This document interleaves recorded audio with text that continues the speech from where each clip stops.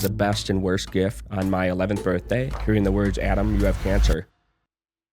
People that struggle with mental health, if their physicality is right, they often improve mentally. Together, we can do anything. We can accomplish anything. We can quite literally run through a brick wall. Like, together as a family, as a group, we could do that. Adversity is thrown in our way so that we can overcome it, so that we can tell the people about it, so we can tell the story, so that we can inspire, so we can motivate, so we can encourage. If I don't do it, I'm going to regret it. I'm like, I just have to jump all in on it. If that became the thing, it's like, I'm just going to do it. We talked about the physical state of somebody is impacted by the mental state of somebody. Whether or not somebody's going to recover from something physically is a lot to do with how they are mentally. He's in the hospital, and he just said, this is the best day of my life because of a Lego set. There's one thing that all champions have in common. They get shit done. So welcome to the Get Shit Done experience. Well, we are back at it again. Yes, this is the Get Shit Done experience, also known as the GSDX podcast, and that's exactly where you can find us. We know that you're tuning in right now on Apple, Spotify, or whatever platform you take this in, or maybe you're looking at this mug right now on YouTube. Thank you so much for doing that. And I'm sorry, I can't help how I look. It's just how I look. So you're just going to have to deal with it. If you don't like that, you can go to Apple or Spotify. But you could also check out every episode on our amazing website that was built by the one and only 2020 Design. If you want to check out 2020 Design because they build amazing websites, you can go to 20, the number, TWENT design.com. You'll see an ad read at the end of this podcast, but I want to throw them up front because amazing websites, SEO and pay-per-click is something that is critical to match to brilliant content, like, I don't know, a podcast or maybe some brilliant LinkedIn content. But, you know, what are you driving them to? If you're creating amazing content, you got to drive them to something that's brilliant, and that would be a fantastic website from the team at 2020 Design. I can tell you for a fact, Alan, who builds these websites, is an engineer, and this guy is an absolute genius. So, if you check out the www.gsdxpodcast.com website, you will recognize the fine work from the 2020 team. Without further ado, I want to tell you that today we have an absolutely amazing story, and we've got somebody that is unbelievably purpose-driven, filled with principles, has been at the very, very, very bottom of fighting for life, and has been at the very, very, very top and continue to climb to show what life can actually be all about, right? Am I wrong? That's right. And that would be the one and only Adam Petraglia. See, never let an Irishman. Never let an Irishman. I'm even wearing my shirts with my shirt with my clovers on here. Petraglia. There you go. Right on. Boom. There you go. And so Adam is a purpose-driven, principled human being. He is a representative of an amazing partner to TTSG, GSD Technologies, and 2020 Design. And you may have seen a previous episode with his fearless leader on that. But we're here today to talk about what he has built. And you'll see his wonderful shirt. He has built an organization, a 501c3, right, called Bricks of Hope. And we're going to get into that. Mm-hmm. Before we do, Adam, thanks for coming on. And I'd like to ask you a question, if I may. Right now, I'm looking at your LinkedIn, which, by the way, folks, follow him on LinkedIn. He's putting out some really nice content and a lot of thought leadership and so on. And this is a guy who has a 40-hour-a-week job plus has built his own brand. So that's probably somebody you want to follow. But I'm staring at a post here that has close to 90 likes and a whole bunch of impressions. And on the left side is a picture of a very handsome young man, probably about 7, 8, 9, 10 years old, in that range, that is laying in a hospital bed with tubes that are going into his mouth. And then on the right side is a picture of a very, very happy husband and wife duo that are smiling, holding an infant. I'm guessing that picture of you in the hospital bed tells a whole lot of that story. So give us an understanding of kind of what childhood was like. Yeah, that picture is almost exactly 24 years ago. You know, I think my childhood was probably a little bit different than a lot of kids. I got look at it in both directions, the best and worst gift on my 11th birthday. You know, hearing the words, Adam, you have cancer, was my gift on my 11th birthday. Well, that's one way to look at it, right? Adam. You know, Good Lord. it is, it's been certainly a journey. But that was really the 180 on life. As an 11-year-old, and I had no idea what that truly meant for me. I couldn't, too young to comprehend what cancer meant, what that was going to do to alter my life and how that was going to change things. But that picture you're looking at is really rock bottom. Oh. You know, getting to a point where I had a 6-month hospital stay, and I was, at that time in that picture, I was in a 5-week drug-induced coma. Because treatment was so painful, and it got to the point where if Adam's going to live, Adam has to pull through. You know, and thankfully I show the other pictures. That's where I am today. Married and with a little 10-month-old now. There's always savings, but it's about way more than savings alone. Total Technology Solutions Group redefines managed print services. Excellence is the minimum standard. TTSG is a true managed print service provider, deeply understanding your technology and business goals. Your business is unique. Our solutions are tailored to your current and future business goals. Our customer-first approach empowers and delights. TTSG can ensure your technology environment will scale as your business does. So as you navigate business and constant change, partner with TTSG for premium advisement and seamless implementation of your technology goals. We set the bar high. Your people deserve it. Peace of mind. Powerful innovation. TTSG.com. We've ruined the story because now people know what the outcome is already. Yeah. So Adam did survive, and you were diagnosed with leukemia. Like, man, I tell you what. And by the way, 24 years ago, what the odds were of survival versus what they are now. Oh, yeah. I mean, we're talking about a big difference, but maybe it's because of the way that you analyze and look at life. That perspective is really powerful. How does one arrive at that perspective?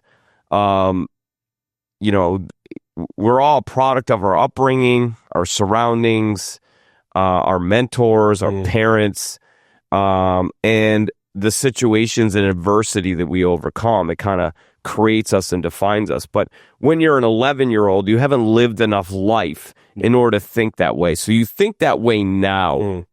What were you thinking then? You know, as an 11-year-old, and I am not ashamed to admit this, I was a very angry kid when I got sick. You know, I was this isn't fair, and why is this happening to me? You know, as a kid, that's all I could think about.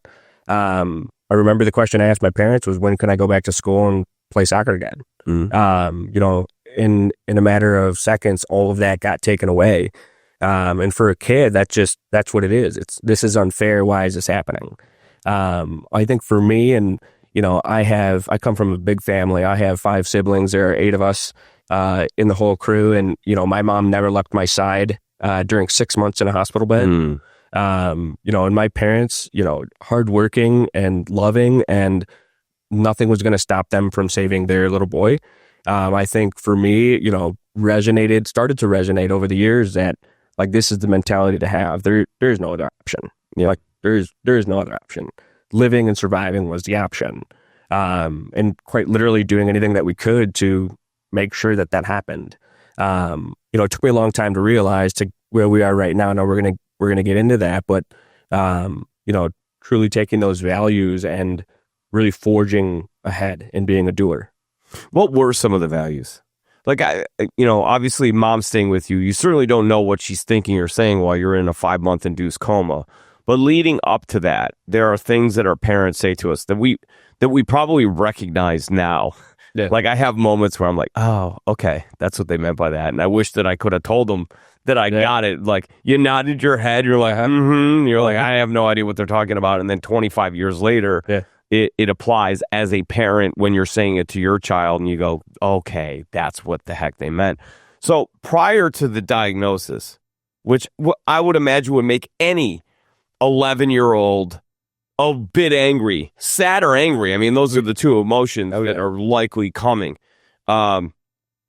What was it like prior to that? Like, you're a soccer player. Yeah. So you have a bad game. What do mom and dad say to you right after the bad game? Or you have a great game and man, you are on one. You are all into yourself after that really good game. What are they saying?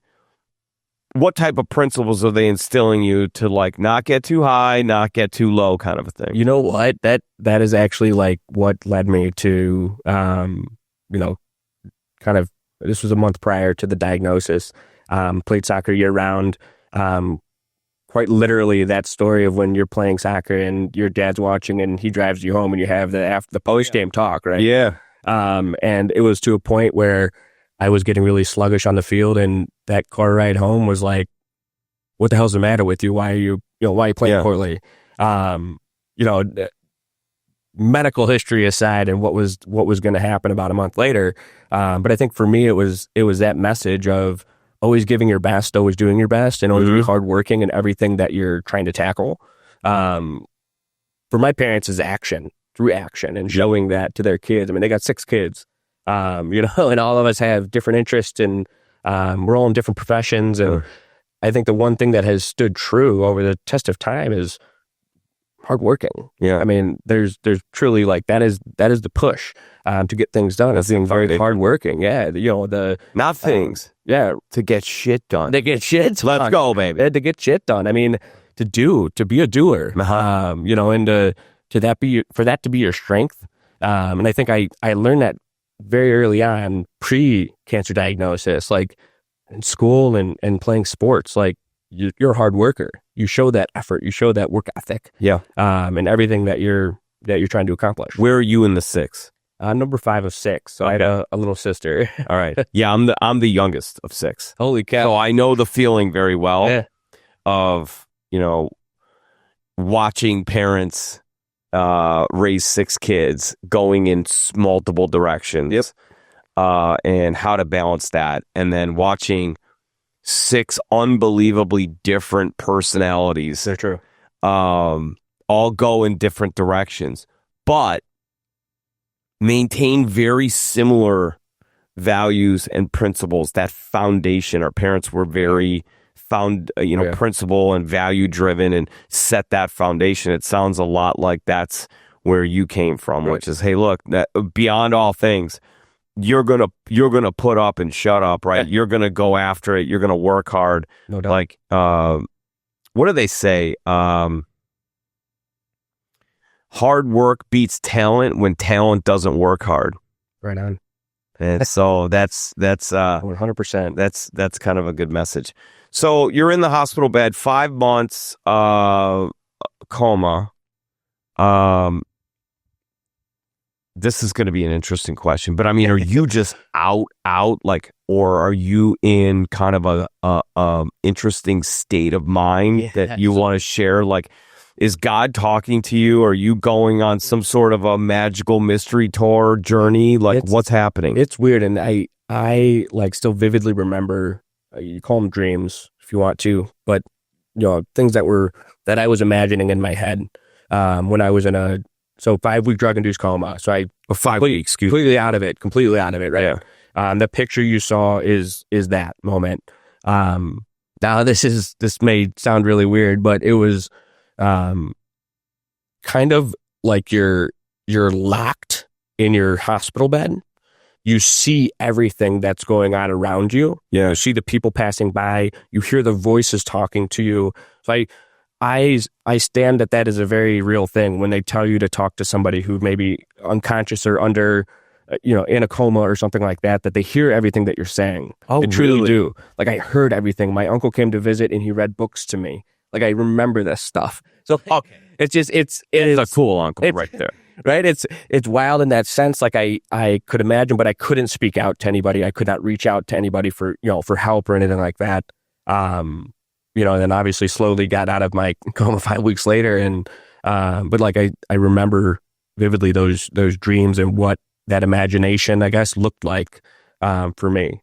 It's hard to explain because it almost seems kind of. So it's almost like you're in a glass box. Yeah. and they can't hear you. You can't reach out. And it's like it's maybe like a little blurred. Yeah, a little blurred. Like it's in the, like, yeah, it's kind of above you and just like you see everything that's happening around you because nurses and doctors are coming and going. I almost wonder if that's like being what it's like to be in another dimension. Like, you know, you often hear, you know, I don't know what your thoughts are on angels or whatever, but like, do they just leave their physical form and they're actually are my parents in this room right now? And they're just in another dimension and they're looking through that glass box like, oh man, he shouldn't have said that on the podcast. Like, I wish he wouldn't have said that, but they're here. Like, you know, they're here and somehow they're going to communicate with me through some sort of a tap. They're going to send me numbers or they're going to knock a cup off of a shelf and I'm going to be, you know, so it makes me wonder about those things. It's a story I tell when people ask about it. It's like, yeah, it truly exists. Like in my mind, there was presence. Yeah. And I could hear things that were going on and what people were saying. But in a sense, though, being locked, right? You're in that box. You can't escape it. Okay. Because you are, you know, in a coma. So you come out of the 5-week coma. What's the first thing that you can't wait to do, that you want to eat? Like, are you petrified? Like, what just happened? Are you groggy? Like, kind of what's the reaction coming out of a coma? Definitely groggy coming out of a coma. And honestly, I left the hospital very quickly after that, considering this was towards the end of my 6-month stay. So had a big upswing, you know, medically doing better, responding to treatment. I wanted a lobster dinner. Really? At 11? In the hospital. You're a lobster guy at 11? Oh, yeah. Oh, gosh, I wouldn't have touched lobster. So it would have scared the death out of me. It was a terrible experience. I ended up throwing it up later. But the nurses made it happen. They got a lobster dinner and had a candlelight in my hospital room. Yeah. But made it happen. That was like the one thing I was craving. No kidding. But yeah, that was it. And so, but I wanted to go home. That was my biggest thing, was getting out. You know, it'd been a long time, and at that point, my muscles had atrophied in my leg. Sure, I was in a wheelchair. My hands were crippled shut. I had casts on them. So I really, at that point, physically couldn't do much on my own. Okay. When I was getting ready to leave the hospital. So you go home. What does that care look like now? Are you in bed? Are you the boy in the bubble kind of a thing? Like, honestly, what's happening to your system? How close to a level of normality can you have as an 11-year-old as you're going through that? At that point, it was more of just getting back on my feet, right? That was the goal, is to start walking again. And the challenges of getting on a wheelchair. And I missed half of 5th grade and then half of 6th grade hanging in the new school year. I mean, the only thing that was important was there for me to physically get up and walking again, before I was going to get back to school. I started going to the Rehab Institute of Chicago 5 days a week, 3 hours every single day, for physical therapy and occupational therapy, to quite literally just stand up and start taking those first steps forward. And by Christmas of that, almost one whole year later, I was walking again with supportive orthotics and stuff like that. Nice. What are your siblings like through this? Because I've heard things like this where like obviously your siblings are loving and supportive and whatever, but they're also I'm not sure what age, but if you were the second youngest, you've got some older siblings that are really probably get it and they understand what's required. You might have some siblings that are a little closer that are like, what the heck is happening right now? And then maybe the youngest is like, wait a minute, where's my attention? Right. Like, and those are all natural things that I think are emotions that siblings would go through. Your mom and dad your dad's obviously doing everything in his power to keep working and keep paying bills and doing this. Your mom's probably doing that too. And then on top of that, your mom being what moms do, right? Okay. This is what moms do. Everything is poured into you at that point. Like, so how is that affecting the family dynamic at that point? I think so when I got sick at 11, I had my youngest sister was 9, and then my oldest brother was 21. Okay. In college. Yeah. The rest in middle school, high school. But I think it was, like you said, I mean, it was more, more alarming, impactful for the older ones because they realize like, this is bad. Yeah. Like this is really bad. And then, mom's attention is 100% on me. So it's the support by committee from extended family and friends to make sure kids are still getting the, after school activities and things like that there's still meals on the table. My dad is a self-employed carpenter, hardest working man out there, working 60, 70 hours a week, and just making sure that life still carries on for everybody else, right? It shouldn't be something that stops all of us. And I remember my sister, that picture that's in the hospital where I'm in a coma, my sister's playing Barbies in that same room. Because, right, what else is she going to do, right? As a 9-year-old. You're along for the ride. Yeah. So, and I think for my siblings, there's a deeper level of care and compassion, just given my history and what I've gone through. And I think we put more value on, life. It needs to be a sibling. Yeah. The sibling's life and how important it is. And, there's 6 of us. And I think now that we're all, the oldest is 45 and 33. So, I mean, we're married. Most of us have kids. So, I mean, it's gotten to the point of like truly valuing life and growing up together, growing old together, that people necessarily don't force ourselves to think about, but the importance of that. And obviously we got challenged and tested early, but we're all doing very well now. And it's I think made our sibling relationship stronger. Do you think it's also made the way that your siblings look at their spouses and the children that they've created a little bit different? Do you feel like people love a little bit deeper when there's the threat of something that you love potentially being lost? Yeah. Do you think that has caused because obviously within the family dynamic, it's like, I would imagine the family parties are already pretty kick-ass, but to probably have stepped up to an even higher level. I would imagine like if you have to move, families helping out to do the move right there. Oh yeah. But that loving a little deeper thing coming from this, right? What has that been like? How is that reflected now that you can look back and say, man, we got through this together? I think it gives you a sense of, together we can do anything. We can accomplish anything. We can quite literally run through a brick wall. Like together as a family, as a group, we could do that. Yeah. And there's nothing that's going to stop us. And I was going to say, I feel like I walk with that like superpower now, having a child, having a 10-month-old. Like I would take the lead that my parents showed me 25 years ago. It's like, yeah, there's one option, there's survival. Like, should anything like that happen, it's like, I'm not even worried about it. Like, it's not something that scares me. Mm-hmm. That's something as life-threatening that happened to me as a kid. If that would have happened to any niece or nephew that I have or my own son, like, I'm not worried because I know we can do it. I know we can survive it. I know we can be stronger on the other side. Okay, so when do you turn the corner where it's like you're back to a level of normality? What age? 12. So boom, like as a back in school. Okay. Yeah, back in school. Like, hey, what'd you do this summer? Yeah, right. Well, I spoke to angels in a glass box.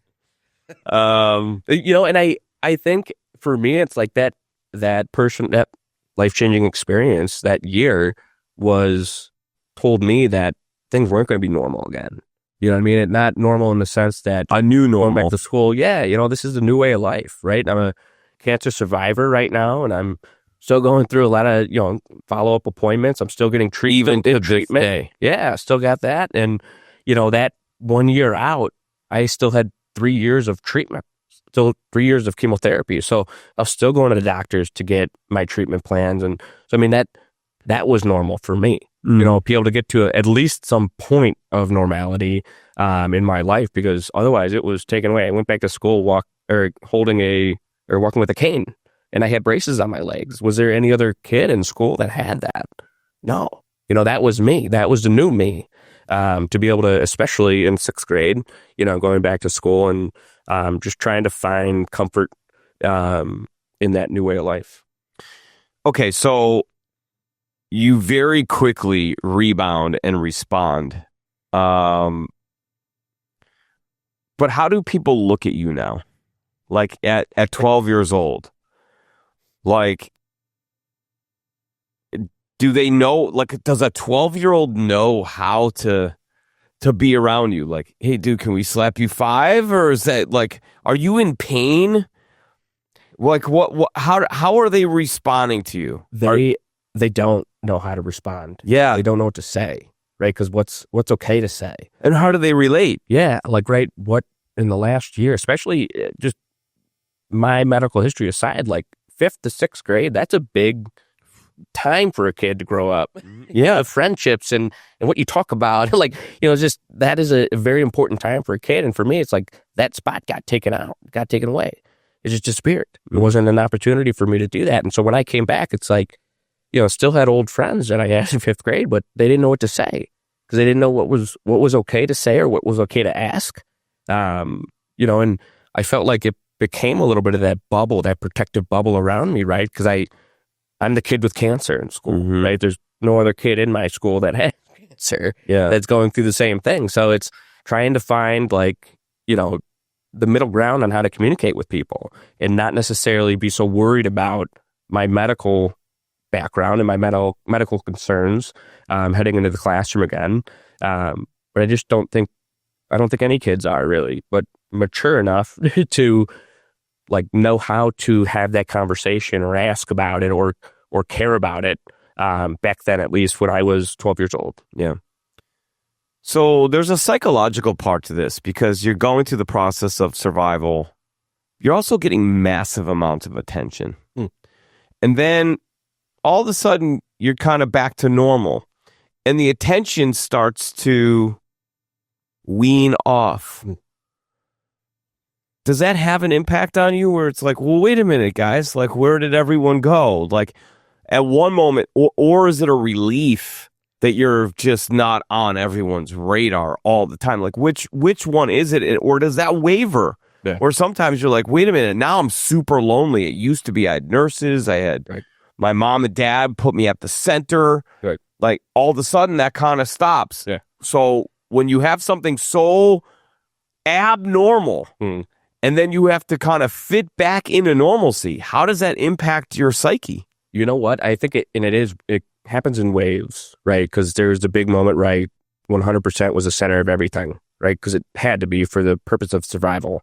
I hated it though. I hated the constant attention and, are you feeling okay today? Like, does your foot hurt? Like, is anything bothering you? Like, did you take your meds? Like, all of these things. It's always a check. I just want to be a normal kid, right? Like, it's all of these things and new things I had to worry about that no other 12-year-old was worrying about. Yeah.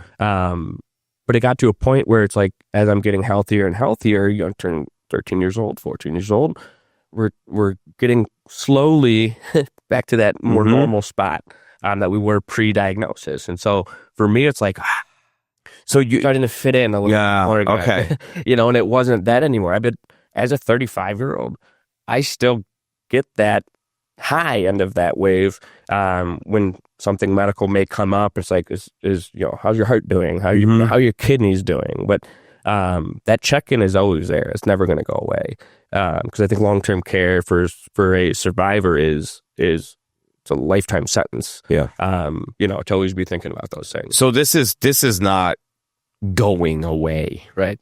This is a life thing. Oh yeah, never goes away. Wow. All right. So is God using you? I feel like God uses us, and sometimes we don't know that we're being used. And when I say used, I say that in the best possible usage of the word used. Some people don't recognize it. Some people, it takes longer to get to them. Your calling starts at 11 years old. Other people go through some stuff in life, and it's almost like how they react to it is the test they have to pass, if you will.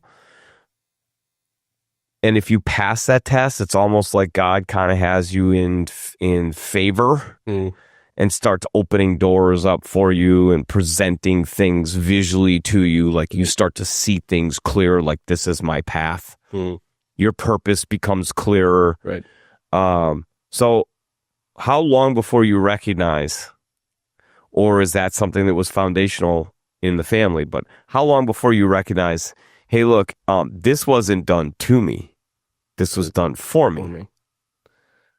I 100% believe that I would have been on a different path in life had I not gotten cancer. But because I got cancer and went through that, very life-changing experience at a young age, and I think it took me a long time to realize that, yes, there was a purpose for it. That there was, a God-driven purpose to have an outcome from the experience.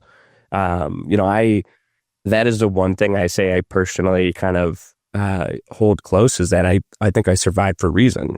And I'm lucky in the sense that, not all kids survive, whether they be, the age I was or younger, a little bit older.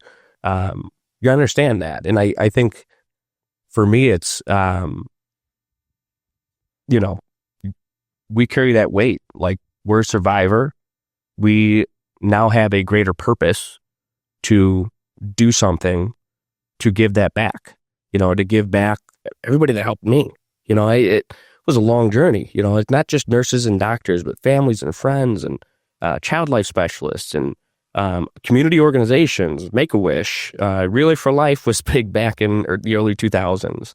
But it's really having that purpose. Like, this is a second chance, quite literally a second chance, and I need to do something with it.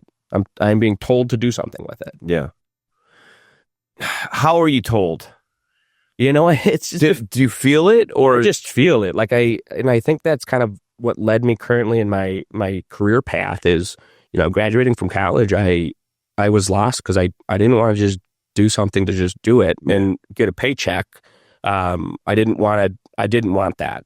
And for the first 4 or 5 years after graduating college, that's what I did. Mm-hmm. It felt very empty. It felt very useless. Got a paycheck. I lived, but I wanted more out of it, out of the work that I was doing. When I felt like Adam, you have a story. Like, this is what happened to you. Like, what can we do? And got into fundraising. Worked at a fundraising agency here in the Chicagoland area. I'm like, I love this. We're raising money for incredible organizations. Mm-hmm. And then, I'm like, this is purposeful. This is cool. Like, we're helping people. We're making a difference. We're going beyond just what we're doing in the office and what we're talking about. And the papers we're shuffling, but we're having a greater impact beyond the office walls. Okay. So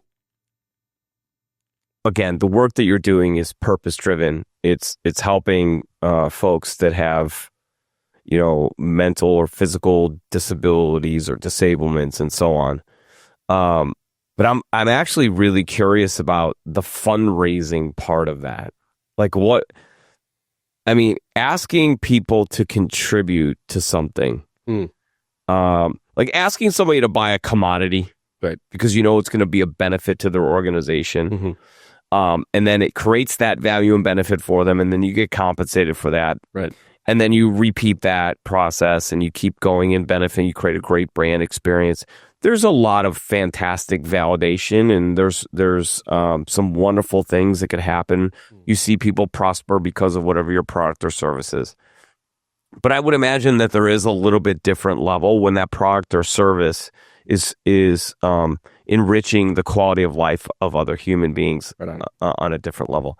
So tell me a little bit about the fundraising process. What is that like? How do you go about that? And kind of what's the twinkle in your eye when you know that you're asking somebody to contribute something?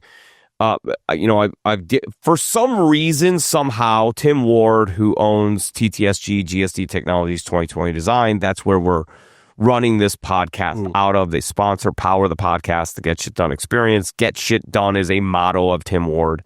So there's a lot of connection to that. Yeah. Somehow he's become kind of the 501c3 guy. Yeah. His businesses support a ton of 501c3s. Because of that, that's kind of become something near and dear to me too. I feel like I really love to promote folks like you and the organizations that you represent, I love to promote them on the podcast and through content creation.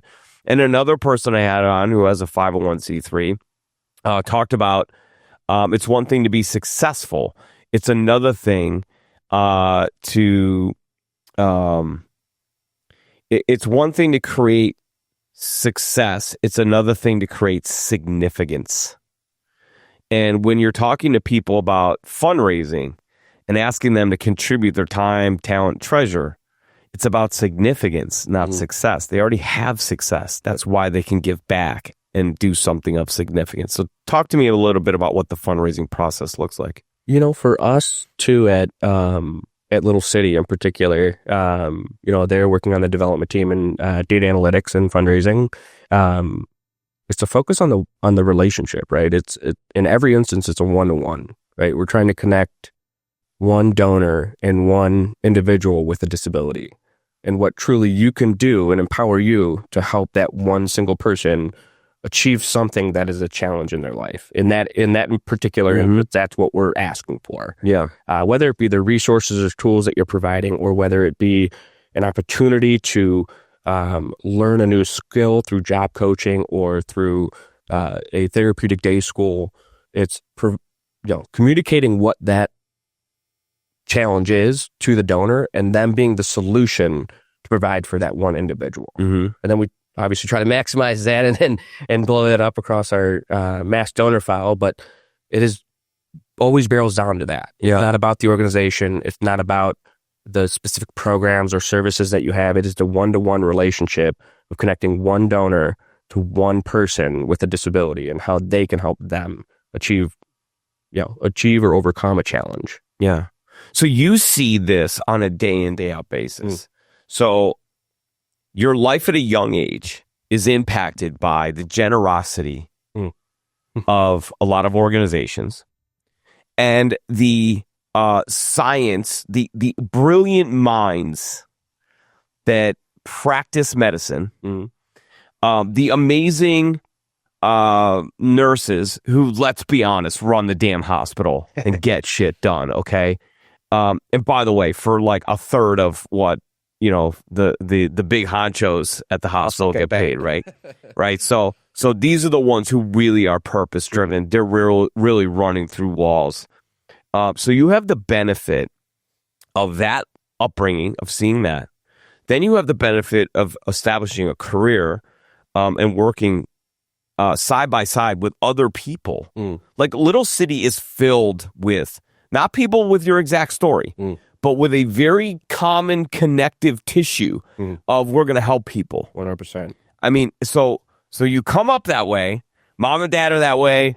Then you get this situation, you're around people that are brilliant and purpose driven, and then you choose that as a career, and now you're surrounded by people that have built and steward the Little City Foundation, and all kind of come to work not necessarily for a paycheck, but to do great things that equates to a paycheck. Right on. So all these things are just pouring into your being. Oh, 100%. Okay, so this has got to get the wheels turning. Now you're starting to think, how do I take this and smash them together? Oh, yeah. And that was, kind of the mentality of, right, surrounding yourself with the people that you admire and not just admire as a person, but kind of their principles on how they are as a person. And I think that boiled down for me about 4 years ago, and I am like, I want to mix two and two together. I feel like I have gained a certain skill set in fundraising, and I have a personal story, and I wanted to combine that and create my own nonprofit. And I think for me, it was the eye opener of like, I think this is it. I think this is what I'm supposed to do. I think this is what kind of that second chance was meant for, to give back in a way that I felt a lot of giving towards me 20 plus years ago at that point. And everything that I had given, and now it's my turn to flip the switch the other way and push it back and give it back to everybody else. So that's kind of what kickstarted Bricks of Hope in the very beginning. IT decision makers, this might sting. Frustrated with IT issues, security threats, and the stress of your technology infrastructure? Your technology should blend seamlessly with your business objectives. Technology infrastructure management with limited resources can be exhausting and counterproductive. Do you have an MSP but still have problems and technical hiccups? GSD's advisement, proactive maintenance, cutting-edge cybersecurity, cloud solutions, data backup, and local 24/7 help desk can change the game. Your technology should outpace your business operations to allow for growth, and proactive strategies should prevent issues before they arise. Get back your time and your money with GSD. Drive business forward. Leave the technology to GSD. GSDnow.com. So Bricks of Hope, by the way, if you want to play along, it's www.bricksofhope.org. Check them out. Go on the website, check them out, and keep listening to the show, but, scroll through that as well. Adam, did we play a lot of Legos as a kid? Because I sure as hell did. We did. Everything. Every day. It was Legos. I can recall growing up in Arlington Heights, my older brother would be getting ready. So I'm the youngest of six, and much similar to you. I have older siblings, one that never lived in the same house as me, 18 years older. But the one who's 15 years older, my brother Bill, he'd be getting ready, and he had a friend named Nick Pappas. Hey, Nick, what's happening? Nick's an ultra successful businessman in Atlanta now. And so Nick would, as a high school kid, or even a college kid, get down on the floor. I had this really big red bucket of Legos, and the Legos would go out on the floor, and we would just be building stuff, man. It was really cool to do that. And some of my fondest memories as a child are building Legos and doing those types of things. And so when does the connection happen for you? If you're founded in 2021, but leading up to that, the idea certainly is popping in your head. You're certainly running the idea by friends and family. You're certainly seeing visions in your sleep of what it could be. Yeah. You're getting these little universal energy hits where you're like, oh my gosh. Okay, so walk us through not just from 2021 when it's founded. Give me leading up to that. What's happening? Where are you? If you're like me, you're seeing things that are telling you have to go do this. And I think for me, it's this was literally 3 months prior to officially launching, which really became real. I'm I have this skill set, and then I have the passion for Lego, even as a 30-year-old. This is a safe space. You can admit that you play with Legos still. It's okay. I still play with my bricks. But I think for me, it was just this is something I have to do. And I kept repeating it in my head. If I don't do it, I'm going to regret it. If I don't do it, I'm going to regret it. And I'm I just have to jump all in on it. And that became the thing. It's I'm just going to do it. I'm just going to do it. I know the steps I need to take in order to accomplish that. I actually did it in kind of in private, is kind of planning this out on how I wanted it to be, because I think there are certain aspects of what our true purpose is I want to make sure that those priorities stood clear for the mission, and that and that was not a distraction in any way, and that was always going to be our driving force moving forward as soon as we launched from day one. So in December of 2021, we kicked it off with a single Facebook page, and that was it, and just told my story and asked for help, asked for support. But it was really that though. And I circle back on the, second chance, because that's what it was for me. I think the dark time at the Coma was the eye opener for me. Getting out of that and kind of realizing where I had been. My mom took that picture as kind of a never forget moment, this was the bottom. I mean, you really couldn't go any further. And so I have that physical picture, at home. And so I use that as a reminder, this is the purpose of why I'm doing everything I'm doing right now, to survive from that and to get here 24 years later. We're all put on this earth for... And then there's thousands of 11-year-olds that want to become 35-year-olds. Exactly. And so that picture is a reminder that you did that so that you can remind all of them that they can too. Yeah. Oh, 100%. That's pretty freaking cool. Yeah. So, Our adversity is thrown in our way so that we can overcome it, so that we can tell the people about it, so we can tell the story, so that we can inspire, so we can motivate, so we can encourage.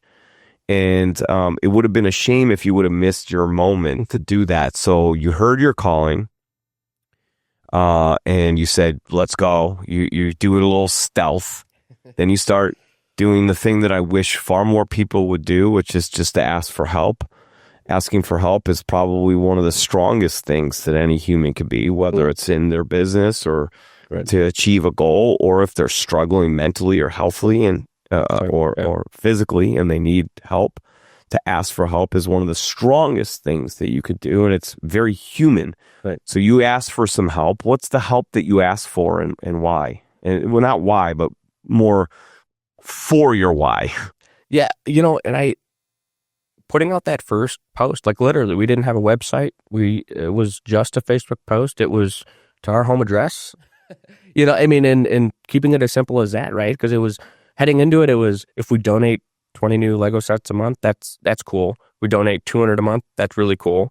Like, I was okay at that point starting off because I wasn't sure where it was going to go, right? How many people it was going to inspire and motivate to truly want to help. So, I posted a long post and I said, this is my story. A lot of these people, friends and family know who I am, and they know my story. But getting raw with it, getting real with it, but connecting it back to what this new purpose was, is to gift a new Lego set to a sick kid during your hospital stay. And then what that physically, mentally, spiritually, psychologically can do for a child that's going through quite literally some of their toughest days in their entire life. To bring that little bit of hope with just distraction, with play, with joy, put a smile back on their face, give them, for me, was a big thing, was restoring a sense of control in an often very choiceless environment when you're in a hospital. Wow, that's interesting. Yeah, because they have what they have. Exactly. They have this kid in front of them, and they have the control to build what they want to build, right? Yeah. They could build what's in the instructions if it's a Star Wars spaceship. And you weren't into Mermaid Barbie at the time. Like, you wanted your Legos. Oh yeah. But I think that for me, that was the big piece of it. Was I was stuck in a hospital bed. I did not have a choice, right? Yeah. I was in a choiceless environment, and a lot of decisions were being made for me, right? As an 11-year-old and going through your treatment plan and your chemotherapy, and like, you got to go do this today. You got to do that. You have therapy.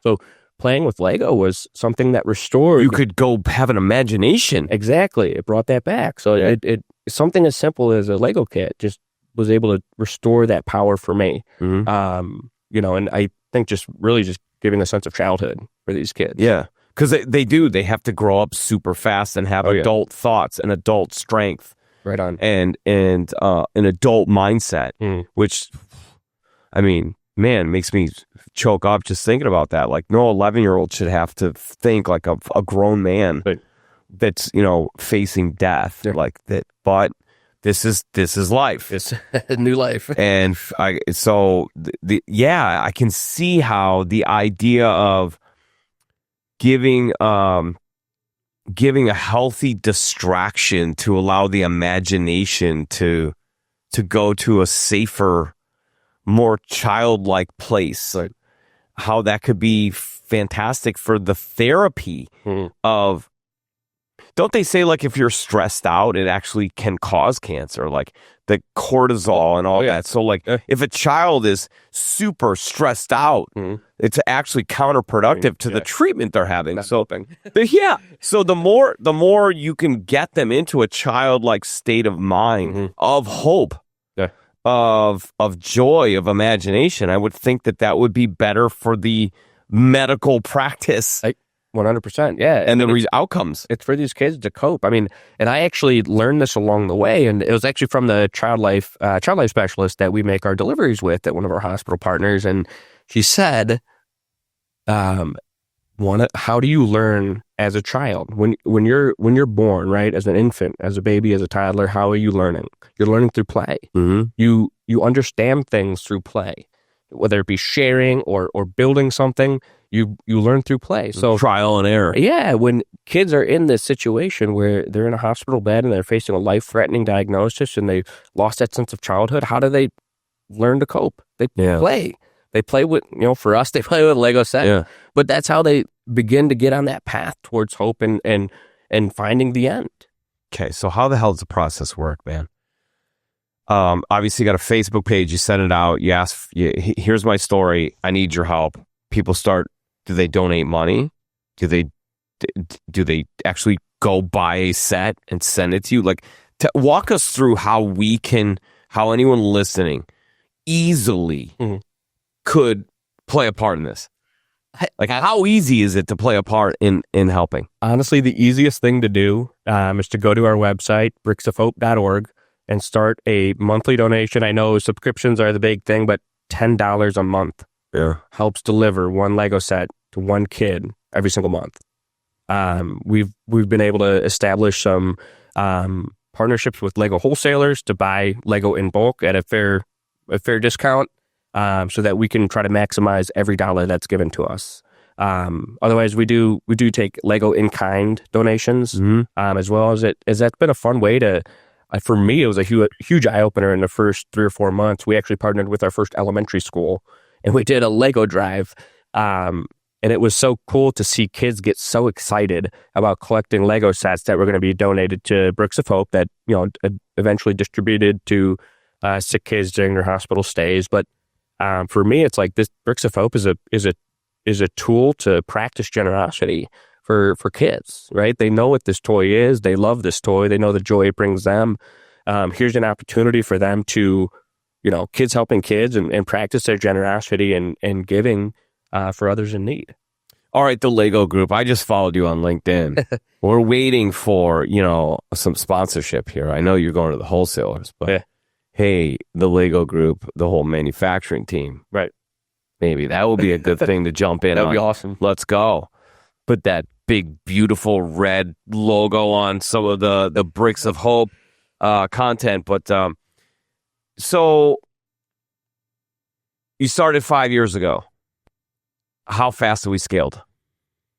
So December of 21 was our first delivery of 70 new kits. That was all in kind. People shopped on Amazon, shipped them right to the house, and we packed them up and sent them to Advocate Children's Hospital in Park Ridge. Right now, so we're less than 4 years out. We deliver on average 800 a month. Let's go. How many kids does that reach? 800. Each kid. I just needed to hear you say it. I mean, it's logical. It's one set per one kid. Yeah. But just think about that for a second. 800 kids per month are positively impacted. Tell me what the joy on their face looks like when they get that. Yeah, I'm going to tell you a brief story. We had one of our corporate partners come with us, the landscaping company, AM Woodland in they're on Mundelein. Yeah, in Mundelein. And by the way, I've seen your white trucks. I've seen you used to live out in that stomping ground. You do great work, by the way. More people need to know about you. Right? They're a great company, and they are all in on our mission and trying to build it up and move it forward. And they joined us for a quadruple delivery. So they brought one of their trailers. Yeah. We loaded it up with 25 boxes, 825 Lego sets. We zigzagged through Chicago, hit 4 different hospitals. We went to Advocate Children's in Oak Lawn. We went to Rush. We went to Coma. And then we ended up at Advocate in Park Ridge. And in Park Ridge, we were able to go inside and go bedside. We went room to room, pushing along a big kind of laundry cart filled with a bunch of Lego sets. Being able to see the experience of that simple joy on a kid's face and that smile. But there was one kid in particular who was, he was in isolation, so we weren't able to go into his room, but he actually came to the door. Had to have been 7 or 8 years old, little guy, and looked at the big bin that we had and jaw literally dropped. Yeah. And this is you're awesome Santa Claus. This is all I needed for the month. Holy cow. Santa Claus's elves are bigger than I thought. Right? Yeah. And he, we were just, banter with him back and forth on the kit set he wanted to pick, and he eventually said, "This is the best day of my life." Oh, man, come on. And so for me, I'm you're trying to kill me over here. Keep that, keeping it into perspective. He's literally in the hospital. I don't know what illness he may have had or what, treatment. Bad enough he's in isolation. Exactly, right? He's in the hospital. He just said, this is the best day of my life because of a Lego set. That's so amazing. So he was trying to pull the whole laundry bin into his room so he could keep them all. But so here's the problem I have. The problem I have is you went to 4 hospitals and you gave out 825 sets, which means that there was an average of 205 or 207 kids at each hospital. Yeah. They were in need of this. Right. I mean, that's just gut-wrenching when I think about that. Yeah. I think of taking a step back, the reality, right? Like, what are we trying to do? And that's part of what our long-term vision is to exist to a point where all sick kids, no matter where they are, if they want a Lego set to, bring them joy during their hospital stay, they can get one from Bricks of Hope. I don't think we truly understand what that volume is. Like, you think about how many children's hospitals there are just in Chicago. I mean, right? I mean, we all know Lurie's, we all know Advocate, we know Rush, there's La Rabida, there's Coma, there's Shriners. There are suburban hospitals that we go to that have inpatient pediatric units. We travel out to Rockford, Springfield, and Peoria to go to their children's hospitals. So the need, unfortunately, is tremendous. How do you manage all this? How are you working a 40-hour work week? And then, and by the way, good on the fact that the organization that you work for supports you having this additional gig. Good for them. Yeah. Because I think that right now in this world, I think that a lot of us not only want to do things that are purpose-driven, but I also think that a lot of us need to have side gigs. I don't know. I got gas this morning. It wasn't exactly awesome, right? So good on them. But how are you pulling this off with a newborn? How are you pulling this off with a career that's pretty successful in its own right? How are you pulling this off with multiple hospitals, fundraising, sponsorship partners, communicating through social media with the folks that need to be involved? Like, you've dedicated your life to this. It's the name, man. Get shit done. I had just to be a doer. This is morning, nights, and weekends. This is Bricks of Hope is 100% volunteer run. We operate out of a 775 square foot office basement unit, just for storage in our volunteer operations. I recruit our corporate partners to come bring a group out to help us pack. We just had one on Tuesday this week. Edward Jones had 8 volunteers join us, and they helped pack 1,200 Lego kits that we're going to deliver in the next, 6 weeks. But at this point, because it's grown so fast, it's trying to get other people involved to make the system more efficient, right? Because it's not a full-time job for me, right? It's not 100% all of my time and effort. So it's, trying to be very strategic and smart in how we do things, so that we can maximize, the time that we are putting into it and essentially maximize the impact. What's the long-term vision? Do you have a BHAG? So big, hairy, audacious goal? To fulfill the name, it's Bricks of Hope USA. So to exist in every children's hospital in America is the long-term goal. Now, not if, when that hits. Whether or not I'm still involved. I understand that we all have our own limitations and weaknesses, I think, as leaders. So whatever it takes for this organization to get to that vision. Yeah, it's not about that. You don't need to sit at the top of the mountain or the top of the Lego pile. Right. This is about outcomes, man. I mean, we're going to hit 20,000 in less than 4 years next month. 20,000 Lego kits have been delivered to sick kids during their hospital stays. For us, it's, one is all sick kids, right? We don't discriminate if it's kids with cancer, kids with brain tumors, kids with a certain type of illness. Any kid that goes to the hospital, they're in the hospital, considered sick. So,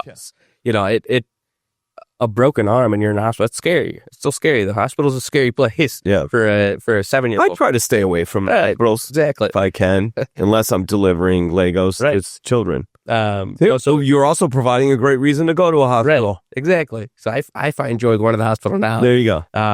But, to work to that purpose of all sick kids to always be on making year-round deliveries. We have not missed a month since starting in December of 2021, which I think is important for us. And I really try to stress that with people. They ask about, like, can I do a drive in May? It's like, yeah, that's actually when we need the help the most. Yeah. Because all the holiday giving is gone by then. And these hospitals are actually in more need than they are in the holiday season. So to make sure that we're truly living that piece out, the tagline I throw around is treatment isn't seasonal, so we can't be either.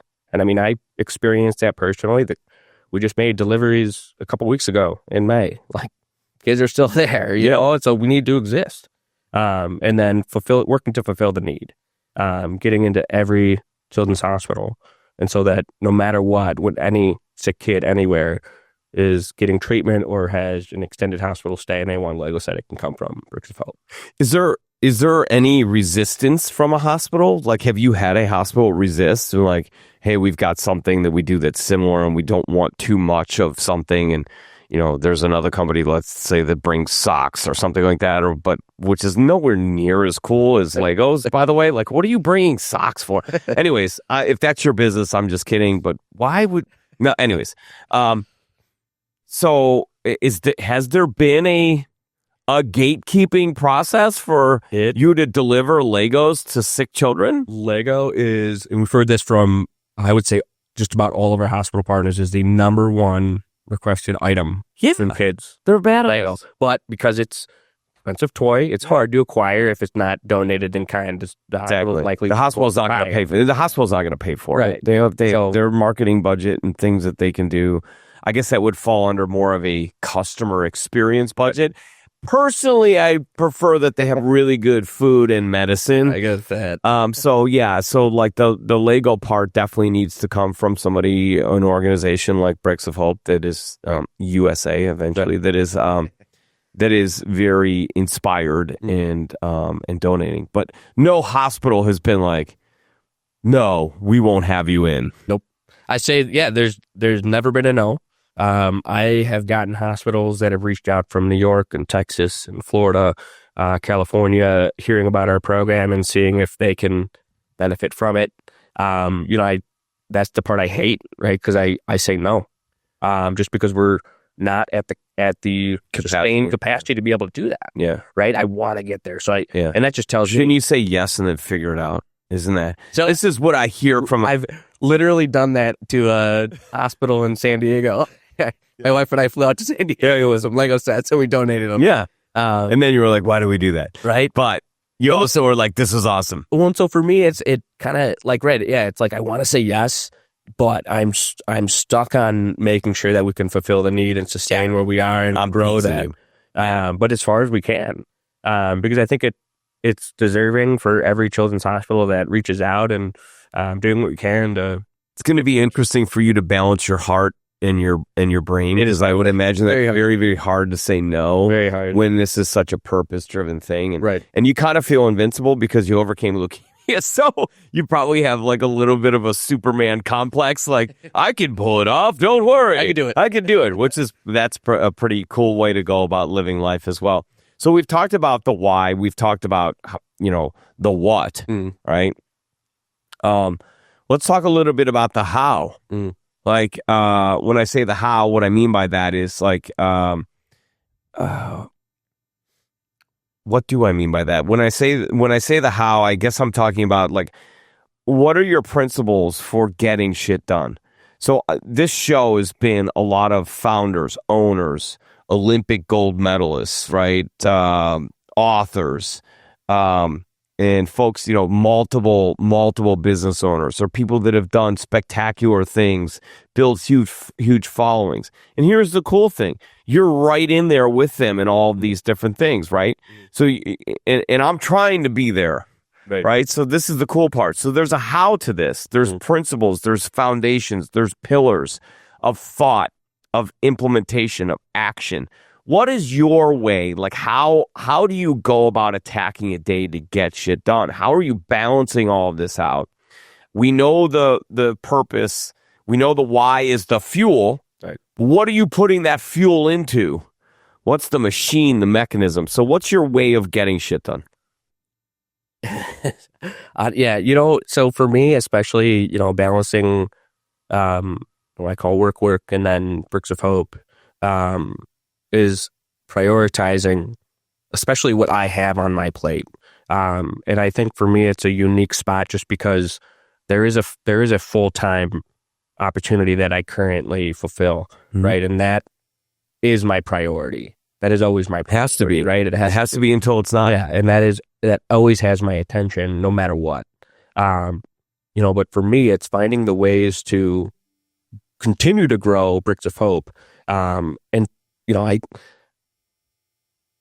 stress this for everything about Bricks of Hope, and it's the mission itself is it as well as it's simple, it's easy, it's not supposed to be hard. It's not hard to help.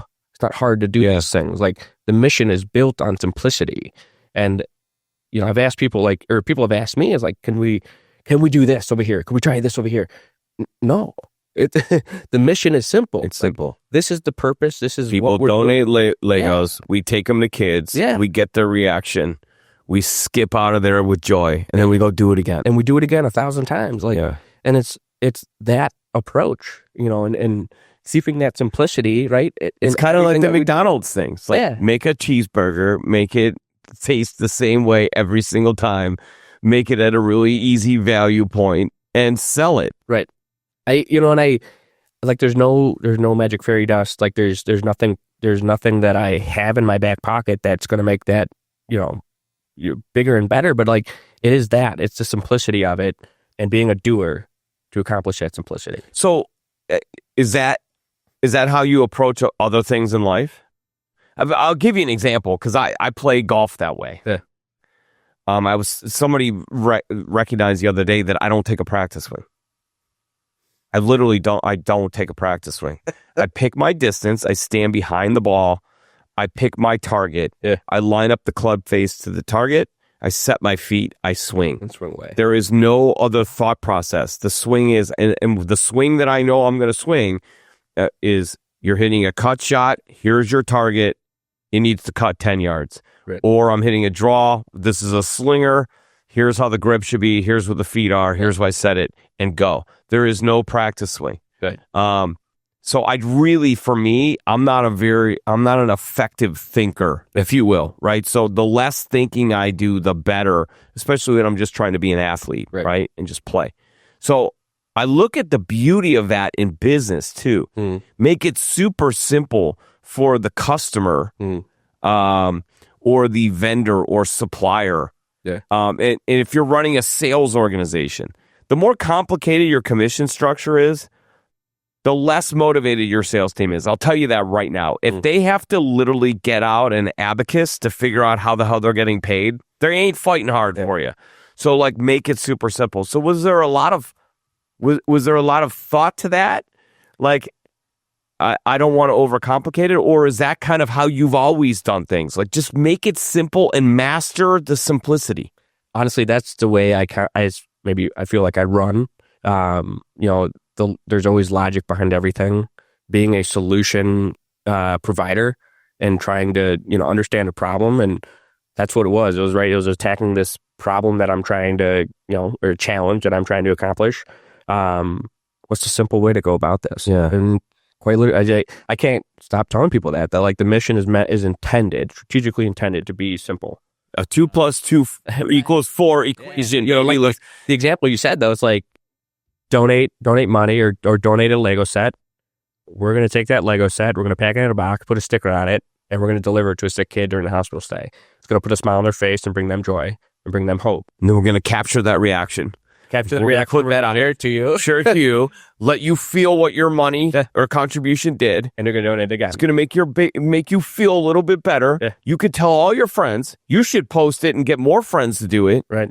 And you guys have something really beautiful to talk about amongst yourselves, right, that you're contributing to the mental health of somebody who's fighting for their physical health. Well, and and you bring that up, and it's right. The mission is simple, but its impact is complex. Can be complex in that sense, right? It's the mental impact, the mental health impact that it's having on these kids, and bringing them joy, and restoring that sense of control in an often choiceless environment. It's these therapies that are coming together for a kid, again, through something that is so simple. It's just a Lego set, right? And on the outside is just that, right? But it's everything that's inside of that kid, and what the Lego brand stands for. The creativity, the imagination, just the limitless, and the analytic of it. Yeah, right. It's great for the creative mind, but it's also great for the analytical mind that needs to see the blocks stacked perfectly. And so the cool thing about Legos is they kind of hit every personality type of a child, and kind of hit every sensory, visually and stimulus wise, and just the texture of them, like all those things kind of hit. And we talked about the physical state of somebody is impacted by the mental state of somebody. Whether or not somebody's going to recover from something physically is a lot to do with how they are mentally, and vice versa. People that struggle with mental health, if their physicality is right, they often improve mentally. Like if you have mental struggles, go work out. It'll help your mental state. Right. So they run hand in hand. Oh yeah, 100%. You can't help somebody through the doctors have to help their physical. Right. The medicine has to help. Right. But what you can do is you can make that a little bit more peaceful for that child. Right. And it's never to downplay that, right? That a Lego set is saving the day, but it's that support, that simple line of guidance for them to restore a sense of joy or happiness on their face. Yeah. Like you said, I mean, that is part of the play for surviving, right? And getting through extremely challenging times for kids that in most cases don't know how to handle mentally the situation that they're going through. But what do they know? They know play, and they may know Lego, but they know what that joy can do for them, and that's what we're igniting inside of them with a kit. Okay. So how do we get this to explode? Like, how do we get this to the next level where it goes to multiple states? How do we get that USA behind the name? How are you focusing on doing that, and doing it in a manner where you live up to all of the obligations that you have to not only the folks that you're contributing this to, but also to the folks that are in your life currently? I think, and I've learned this. I feel like I've learned what my true role is. That Bricks of Hope, sure, the individual who started it, who founded it, wear a lot of hats. I clean the bathroom in our office space. Like, I do all of the in between. But I think for me, it's the person that holds the door open, like for other people to see it and feel it, and be inspired by it and be motivated by it to want to help. And whether that be volunteering or donating or hosting an event, I mean, that is right now the path forward, is to get more people in the community, in the Bricks of Hope community. I mean, our community started, again, Facebook page, right? I shared it with family and friends, and overnight you have 150 followers, right? Back then, that's not a ton. Right now, we've got almost 4,000. So it's growing. That community that follows the mission and at least believes in the mission and what we're doing, and the simplicity of it and how we're trying to accomplish it. And especially the year-round impact. It's not just, we dump all the gifts in November and December. Every single month, you're getting pictures of these kids with Lego sets because, unfortunately, they're at the hospital. But it's, for me, being in a position to hold that door even more wide open for more people to get involved, especially, corporations and businesses, schools, to do Lego drives, but just to serve as a catalyst for people to be empowered to help Bricks of Hope expand into more spaces. All right, so folks, if you're running an organization, you're a CEO, you're an owner of a business, and you're looking for a way to contribute time, talent, treasure to something that would probably inspire your employees, would probably uplift your culture, would be great content that you could put out that you contributed to this. Let's be honest here, right? We want to help children. We understand that. We want to contribute to an amazing organization like Bricks of Hope that's doing great things. But we're also businessmen and women, and we also understand that if we're going to contribute time, talent, treasure, and we're going to stamp our brand name onto another brand name, there needs to be some sort of there needs to be some sort of a additional reward to the organization. So what are those additional awards to your organization? Well, you're aligning with something that is simple, clearly defined, and easy, right? The ease of this, it's not a ton of demand on your people or your organization. It's pretty easy. Second, the reaction. Go capture the reaction. Go with Bricks of Hope on the donation. Bring your marketing team out, capture the content, put it out on social media. Boy, talk about something that's going to get your logo and your organization some attention for your brand. And with the right call to action is going to guide people from their heart to their mind to your organization. By the way, if it starts with the heart, it typically is going to be better than if you think you're going to get people motivated to pay attention to your brand through their brain, right? They need to have a real problem, want, or challenge to be stimulated by the brain. They need to be actually dealing with that problem, which means that probably only 2 or 3% of the market is ready for your product or service at that point in time. But our hearts are always open. So if you motivate them through the heart, you stay front of mind until they are ready. They'll pay attention to your brand. And I would imagine this is a tax write-off. So there's some tax value to this too. So let's be honest, like this is great PR for your brand. It's great for your culture. It's great for you as a human being. And it's great for you financially to be a part of something like this. It's www.bricksofhope.org. We hope that you would contribute. And by the way, you're also helping somebody who has had quite a life journey and has overcome a whole bunch to get to this point. Recognize their purpose, much like you sitting in that seat right now as a business owner who's living out your greater purpose. To be able to contribute to another person who's living out their greater purpose is something that is pretty phenomenal and spectacular. That being said, Adam, I will leave you with the final thought. What's the final message you want to get across to our audience? Is there anything, an event or anything like that coming up that you'd like to promote?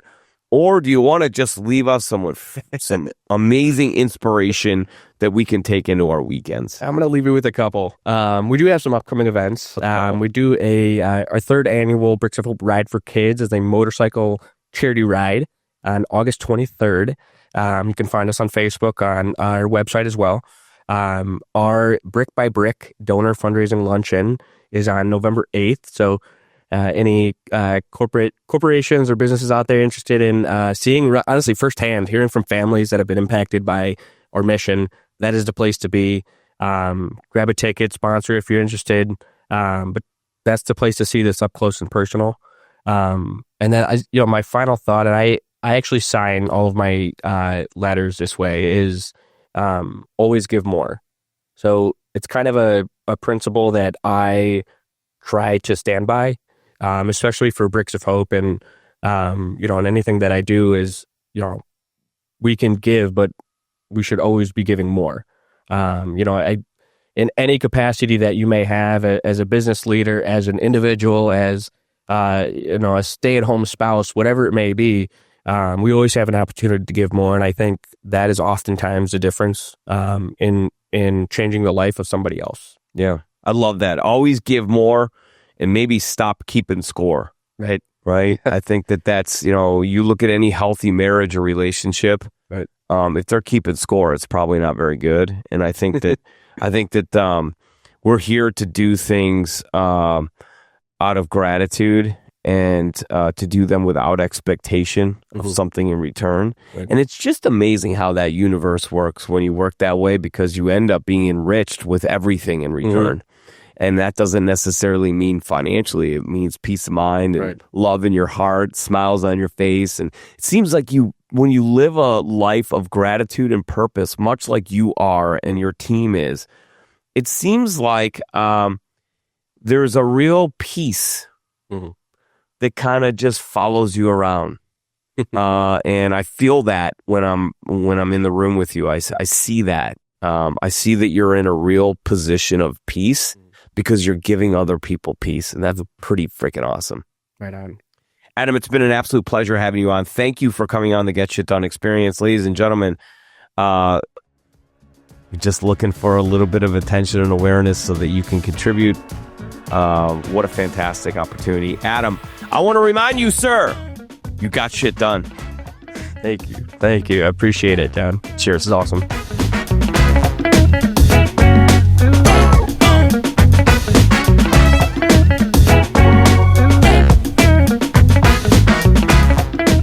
Can your business handle 15% growth? If yes, you have to engage with 2020 Design. They fuse data and creativity to stop the scroll, break through the noise, and grab the attention of your future customers. 2020 Design will create competitive, click-worthy campaigns, design and build custom websites, spark your social media presence, and structure email campaigns that get right to your audience, the decision maker. Let's boost attention and awareness, which allows you to convert more sales. Check them out at 2020design.com. That's the number 20, TWENTY design.com.